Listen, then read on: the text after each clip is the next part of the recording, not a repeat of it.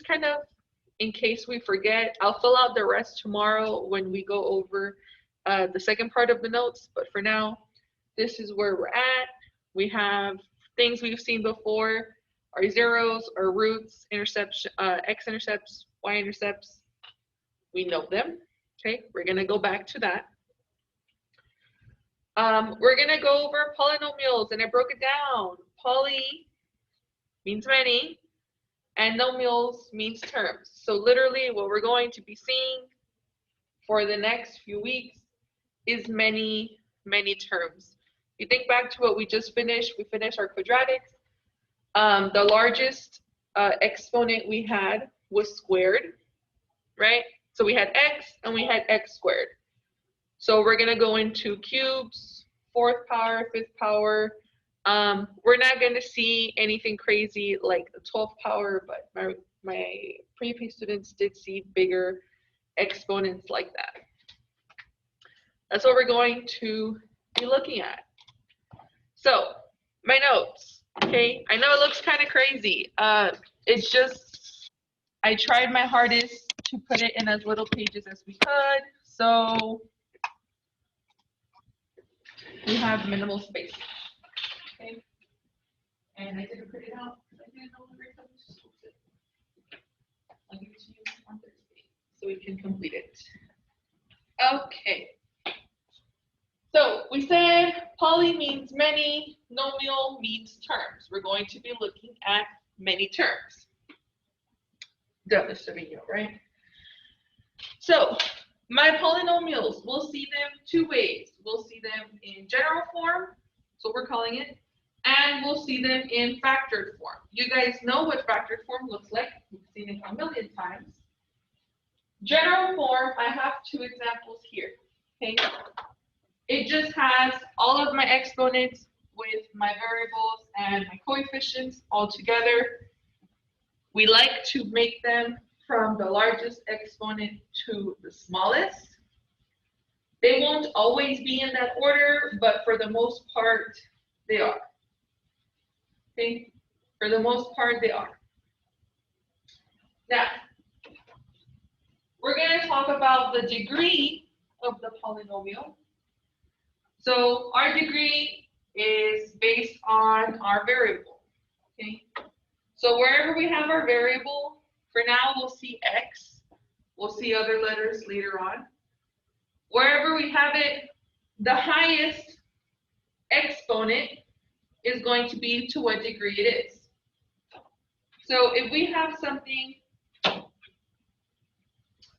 like 3x squared plus 2x to the fifth power, okay? 3x squared plus 2x to the fifth power. My degree is with my variable, okay? My variable, I have one here, and I have one here. The one that has the largest exponent is to what degree it is, okay? Only the variable, okay? You will see some that do not have a variable. Please don't let it trick you. So in the examples, we have the first one. It says y equals x cubed plus 2x minus 6. Ooh.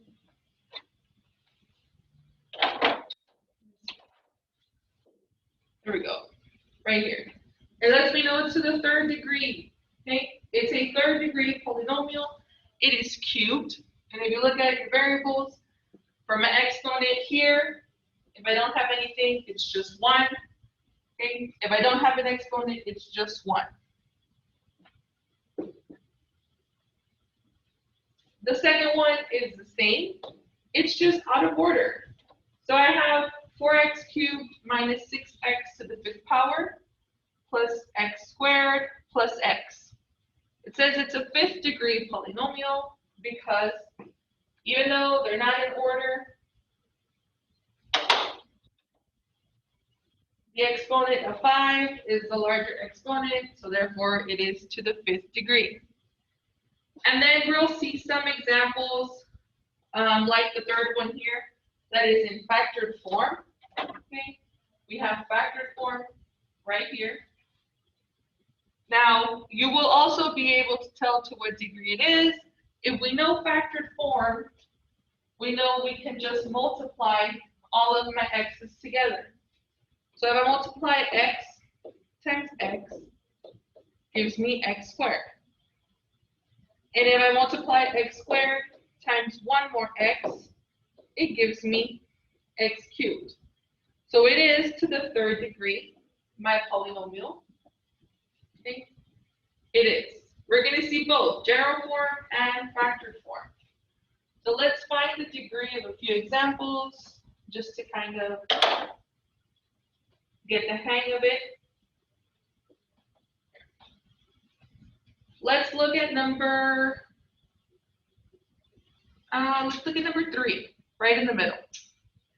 I have h of x equals pi x to the 4th power plus x to the 5th power plus 11 minus 3.1 x cubed. So, to what degree is my polynomial? Okay, to what degree? 5. 5. Tell me why. It has a 5. Because it literally has a 5 right here, right? Even though they're not in order, my variable has power 5. What about number 4? I have k of x equals x squared Oh, it's 2 then. plus 3 times x minus 1. Wouldn't it be 4? It would be 4. Tell me why. How'd you get 4?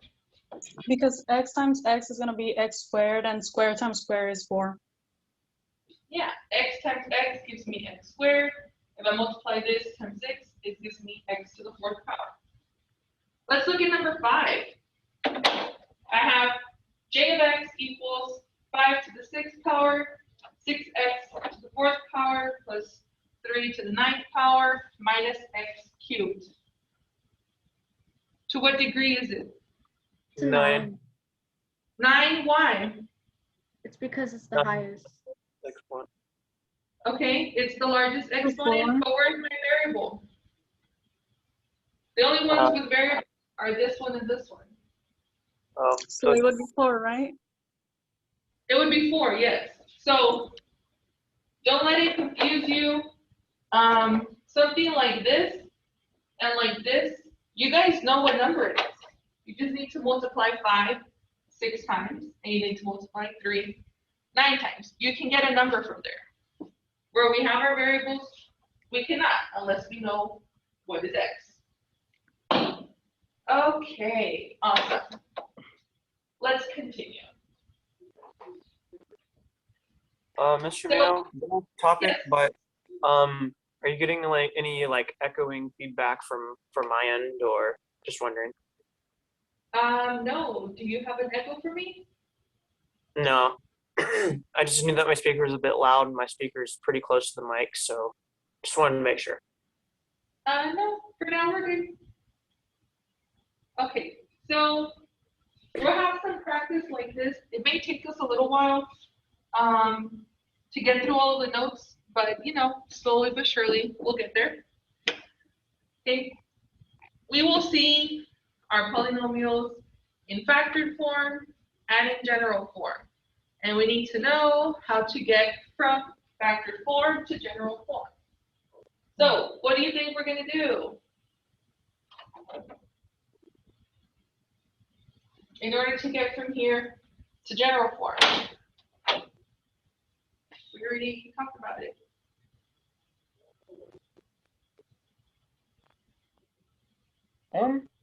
Multiply the things in the parentheses, right?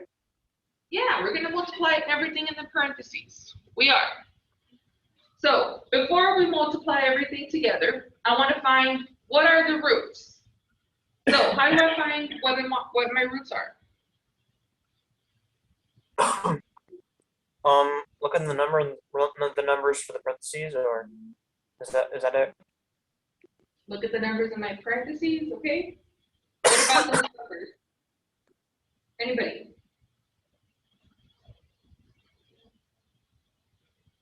It's 2, -4, and 5. Okay.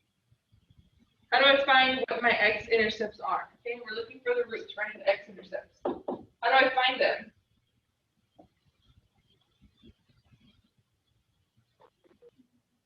Oh, yeah. I think you have to make each one equal to 0, right? Yeah, we make them equal to 0 to find the opposite of whatever is in the parentheses. So it would be -2, 4, and -5. Those are going to be my x-intercepts. Okay. Before, we only had 2 x-intercepts. Now we have 3. We can have 4. Just depends what my graph looks like. So let's do Yes, general. Mama. Yes. Go ahead. Sorry, I was talking to my mom. I forgot. I didn't know it's mine. Okay. So no matter how many parentheses sets we have, please just take it 2 at a time. That's why I drew my green line right there. Just take it 2 at a time. So we're going to distribute, multiply everything times everything, x times x squared, x times -4, -4x, 2 times x, 2x, and 2 times -4 gives me -8. Okay. Then I'm going to write down whatever I have left. I'm going to put x plus 5. So when we're here, if you want, you can combine your like terms. If you don't want to, and you want to just multiply everything the whole way through, that's fine. I'm going to leave it like this. If you want to combine these two before you move on, you can. What I'm going to do is multiply everything again. What's up? What's the difference between general and standard form? Standard form is only for quadratics. Polynomials is a bit different. I'm sorry? Polynomials is a bit different. It's a little different. We call it a different name. Okay. Because standard form is just like this. Okay. General form can look very different to this. You'll see later on how weird the polynomials begin to look. So we just call it general form. Okay, are we ready to multiply? So I'm going to start off on the left. X squared times x. It gives me x cubed. X squared times 5 gives me 5x squared. And then 4x times x, 4x squared, 4x times 5. Oops, hold on, this is -4x.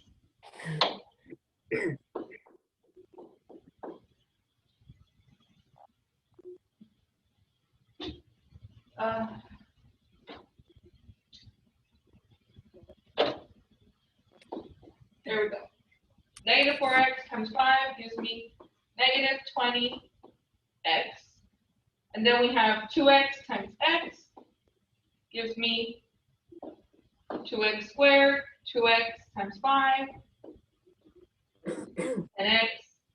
-8 times x, -8x, and -8 times 5, -40. So we multiplied the 3 parentheses. Okay, doesn't matter how many we have, we're going to multiply the whole way through. And now we're going to combine our like terms. So I'm going to underline whatever is the same. Okay, those are all of my squares. And then I'm going to double underline the other ones, just so I can differentiate, right? So I'm going to combine those terms together, and I'm going to write it in general form. I'm going to start off with the largest exponent, where I have my 3. So general form looks like we have m of x, okay? And then I'm going to put x cubed, that's the first one. And I'm going to start adding together my x's.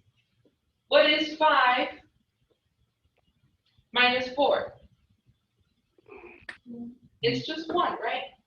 So I'm going to put, oops, just kidding. We have 3x squared. Okay, so we have 1, right? What do we have? 1x squared. Now we're going to add it to this one. So what's 1 plus 2? 3. So I'm going to put plus 3x squared. There, I added all of my squares. And I'm going to go down to just x. So let's put these two together because they're right next to each other. 10 minus 8 is how many? 2. 2. X, right? And then we're going to put it together here. What's 2 minus 20? Negative 18. So I'm going to put minus 18x. And then what do I have next? Just my 40. Minus 40. So my general form, f of x equals x cubed plus 3x squared minus 18x minus 40. Okay? I know what my roots are. I know how many times it passes the x-axis. And now I know general form. Okay? Do they mean the same thing? They do. Okay? Like when we had quadratics, my general form and my factored form, if you put both of them into decimals, they will give you the same graph. The polynomial will look the same. So it almost feels like standard form, except it has x to the power of 3 now. Yes, so we're going to see some like this. Some of them will look much longer. We're just kind of starting off slow to get our feet wet. Okay, let's do, I guess, just number 7. Okay, so this one's a little bit smaller than the one that we just did. Okay, this one's smaller. I have n of x equals x squared times x plus 3. The first thing I'm going to do, I'm going to find the roots. So you guys told me all I have to do is set wherever my variable is equal to 0. And I'm going to do it. So I know all I have to do is subtract 3, and I get x is equal to -3, so I'm going to put it here.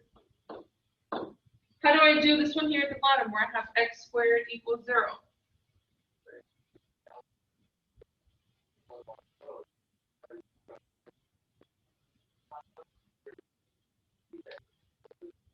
How do I get rid of a square?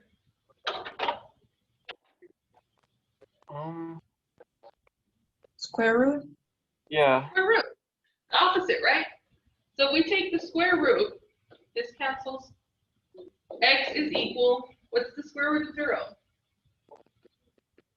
0.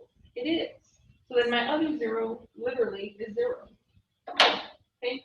So wherever my variable is, we put it equal to 0, and we find what our roots are. Okay. Those are my x-intercepts. Now let's go ahead and put it in general form. I know it's going to be n of x. Okay. So I'm just going to distribute my x squared. X squared times x cubed, x squared times 3. 3x squared. Awesome. Look at us go. So yes, these are this simple, but it's just notes. Okay. They will get a bit larger than this. Okay. So far we know polynomial means many terms. We know they have zeros. We know they have many, many degrees. And now we're going to know that we have n behaviors that we're looking for. So this part of the notes is where we're not going to finish because it is a lot. If I can zoom out enough. One problem is a whole page. So I know it seems like a lot of work. I will write a lot, but it's not that much work. Okay. So we're gonna do the same thing we just did, finding our zeros, general form, all of that. And then we'll be able to take that information and make like a kind of sort of sketch of what it's supposed to look like. Okay. So f of x equals x plus 1 times x minus 2 times x minus 4. It's in factored form, right? So what are my zeros? -1, +2, and +4. -1, +2, and 4. Awesome. To what degree is this? Well, you guys can tell me. I believe third What degree. would be for the third? To the third. Okay. Now let's go ahead and put it from factored form to general form so that we can know exactly how it looks like. So like before, just take it 2 at a time. Okay. 2 at a time. So x times x, x squared, x times -2, -2x, 1 times x is just x, and 1 times -2 is -2. And then we write whatever we have left. Okay? And we're going to multiply one more time. So if you want, we can add these together before we start. X squared minus x minus 2, x minus 4. So all I did, combine my x's together. Okay, now let's multiply. X squared times x gives me x cubed. X squared times -4 gives me -4 x squared. Negative x times x, negative x squared, negative x times -4. What's a negative times a negative? Positive. Gives me plus 4x. And then we have -2 times x, -2x, -2 times -4, +8. So we multiply the 3 parentheses together, and we need to combine our like terms. Okay, I'm going to come right over here. Okay. I'm going to rewrite, this is f of x. X cubed stays the same. And then I have -4 minus 1. What does that give me? -5. My variable and my exponent stay the same. And then I have 4 minus 2 gives me 2. My variable stays the same. And then I'm just going to copy down +8. So now I have general form. Okay. Now I have general form. All we did is multiply all of factored form together. Okay. Now, we're almost done with the first half that we're going to do. Okay. We need to find what is the sign of the leading coefficient. Okay. So, it sounds like exactly what it sounds like. My leading coefficient is the coefficient with the variable that lets us know to what degree it is. Okay. In this case, they're in order from largest to smallest exponent. That's how I like to place them. So if I don't have a number in front of my x, what is my number? 1. It's 1. So is my 1 positive or negative? For my leading coefficient right here. Positive. Is this positive? Positive, right?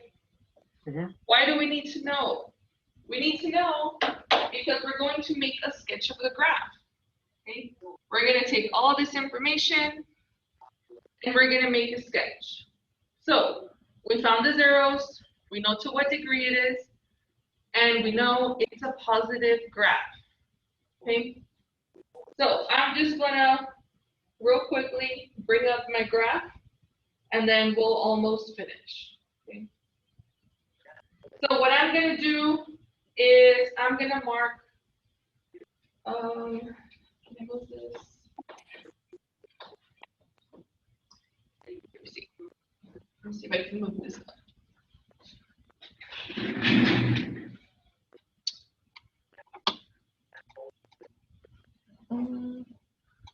There we go. So I'm gonna mark on my graph where my x-intercepts are. So we said the x-intercepts are, whoops,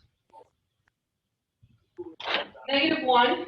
So I'm gonna go ahead and put -1 right here. We also said it was 2 and 4. So there are my x-intercepts, nice and pretty. Okay. It's not going to be a great sketch. It's going to be we get the idea sketch. Okay. So with your x-intercepts, we also know it is a positive polynomial graph. So that means my last x-intercept will kind of sort of come up this way. Okay. And if it is a positive graph, that means it's coming from the bottom, right? Whoops, wrong way, Mr. O'Neill. It's coming from the bottom, so it's going up, okay? And all I'm gonna do is connect the dots to try to make it look like what it looks like. So, just gonna kind of give me one of these and one of these, okay? So this is what I think my graph will kind of sort of look like. I do have Desmos so that we can compare the two. Okay. So look at that. Let me bring it back. Can I move this? Hold on.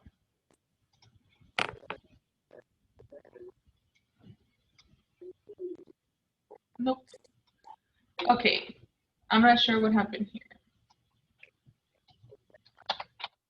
Oops, I broke it. Okay, kind of sort of looks like this, right? It has the same shape. We have our x-intercepts at 4, 2, and -1. I typed it in general form, the way that we solved for it. The only thing I really need are my y-intercept, which is 8. Okay. And then, you know, we'll use the rest to solve, I believe it's h, f through I. So what we're going to finish for tomorrow is I'll bring up the same graph, everything. We're going to find what the limits are, if it has limits, and on what intervals it's increasing and on which intervals it's decreasing, okay? Yes, we're going back to intervals. So we will be talking about them for a bit, okay? If you see it's increasing, it stops up here. And then it decreases. Then it increases once again. Some will look like this.